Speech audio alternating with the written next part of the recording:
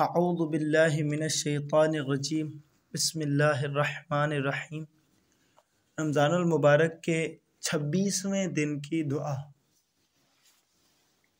کتاب بلد الامین میں روایت ہے کہ حضرت محمد مصطفیٰ صلی اللہ علیہ وآلہ وسلم ارشاد فرماتے ہیں کہ جو شخص رمضان المبارک کے 26ویں دن اس دعا کی تلاوت کرے گا اس کے لیے روز قیامت ندا دی جائے گی، ڈرو نہیں، غمگین نہ ہو، تمہیں معاف کر دیا گیا۔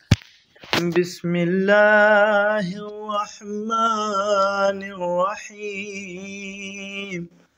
اللہم اجعل سعی فیہ مشکورا وذنبی فیہ مغفورا وعملی فیہ مقبولا وعیبی فیہ مستورا یا اسمع السامعین۔